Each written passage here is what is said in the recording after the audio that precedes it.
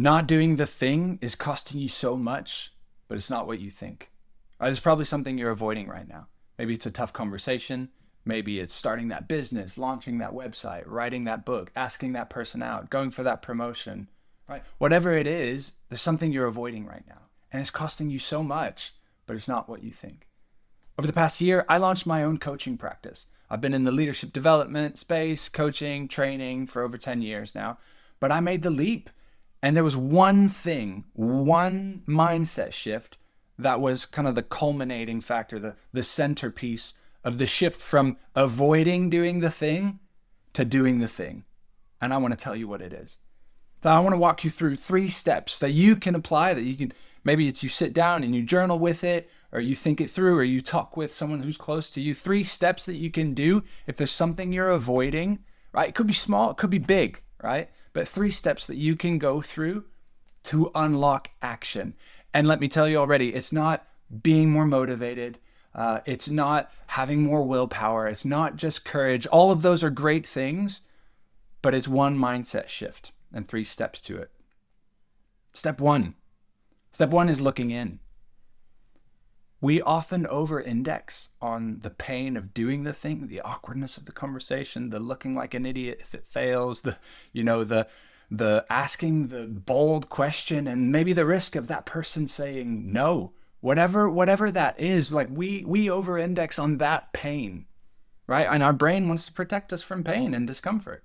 So we focus on that thing, and that's what blocks action. But before overcoming that pain, we actually need to realize there's another discomfort, there's another pain that we're avoiding, which is the one of right now, right? So step 1 is look in, and what does inaction feel like for you right now? Because doing the thing is uncomfortable and all that, but not doing the thing, what does that feel like, right? That feels like disappointment. That feels like frustration. That feels like anger, maybe, right? Because you're not setting that boundary, but it keeps getting pushed, right?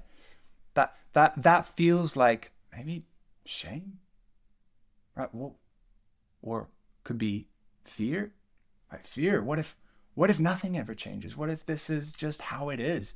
What if actually I'm not good enough to do that?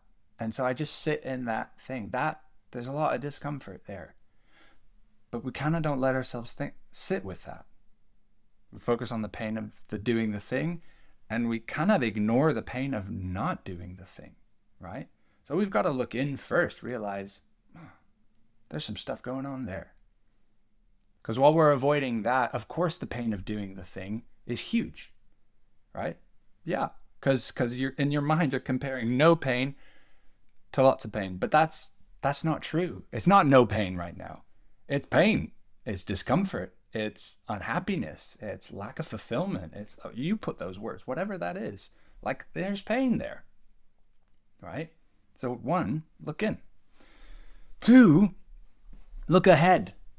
It's so easy to kind of, especially when you've kind of done the work of like, look at the pain. Now you're like, wow, there's pain here, right? Like this is uncomfortable. And the road from where you are to where you want to be is really difficult, right? At first, you don't really know how to do it. Maybe you're lacking the skills. Maybe you don't have the tools. Maybe whatever you think it is, right? I'd probably challenge those anyway, but maybe that's what's going on in the brain. And so getting to where you want to go, really hard. Why? Because the where you want to go isn't super clear. So number 2, you need to look ahead and get really, really clear on vision. What does that FDS, future desired state, what does that future desired state look like? And you need to imagine it. Here's what I do with my clients. You pick a date in the future. It could be a year from now. It could be 6 months from now. And you really sit with it. You picture it, right? You visualize it. What do you want it to look like, right? So maybe it is starting that new business. Before you get into what do I need to do and what are the steps? No. Future desired state first. Let's imagine it's a year in the future. You pick that date. You imagine where you are. What does it feel like? How do I feel about what's happened this year? Right? I feel accomplished. I feel connected. I feel thrilled about the state of my relationships. Okay, and then what's happened? Well, this has happened, and this has, and note, like, I use the past tense here because you're looking back at that year and you're talking about what's happened. I promise you, do this exercise. If you want, you can close your eyes or you can write things down, but really paint out that future desired state. I hired a coach when I decided I'm going to go for this. I hired a coach to help me through this. And one of the things he says all the time, especially when talking about getting specific about the future, he says, usually our goals, they're vague, right? Because vague is safe, and vague, you don't need to commit to vague, and it can stay over there in the future. But he says this, he says, the problem with vagueness is what happens in vagueness stays in vagueness. That's how it is. So what we need to get really specific, really clear on that future desired state. Because what happens there is then that vision, that future desired state pulls us forward. And again, that doesn't mean it's not going to be painful. It doesn't mean it's not going to be hard. It doesn't mean all the focus of what you thought the pain would be, that none of that's true. No, some of that could be. It could flop. You could actually, that person could say no. Those are all possibilities. But there's something that happens when we get really, really clear on vision, and vision pulls us forward. We transform. We grow. We become a new version of ourselves. So much so that, actually, regardless of what happens, win. Because you either go for it and then you grew and you were courageous and you showed up, and regardless of what happens, like win or lose, you've grown. So that's a win, right? Everyone I work with, I've literally never had a situation where it's like, I tried and I failed and I didn't grow and I feel bad about it. Like, first of all, they're always growing. But second of all, they achieve more than what they thought. Because that's what happens when you have a really clear vision that's drawing you forward. So step one is look in, right? What's happening? What's going on now? What does this actually feel like, right? Step two, look forward, right? What's that future desired state? What do I want it to look like? Step three, and this is where the shift happens. Step three is count the cost. What is not doing the thing costing you right now? And let me tell you, you think about it. What is it costing you right now not to do the thing? And if you're anything like me, when I ask that question, and anything like all the people I'm coaching, your first answers are the pain, the negative stuff. It's costing me stress. It's costing me anxiety. It's costing me shame and self-doubt. It's costing me all these things. I want to tell you, that's not what it's costing you. That's the change. Change by, like, when you pay something with cash, you pay money, then you get change back. That change is what you've got, what you're holding.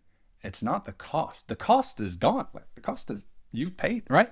So it's not actually costing you those negative things. That's the change. That's what you're left with.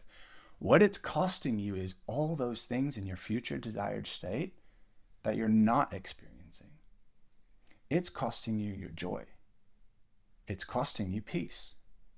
It's costing you confidence. It's costing you a sense of fulfillment. You add those words, but that's the cost that inaction, that the cost of inaction right now for you.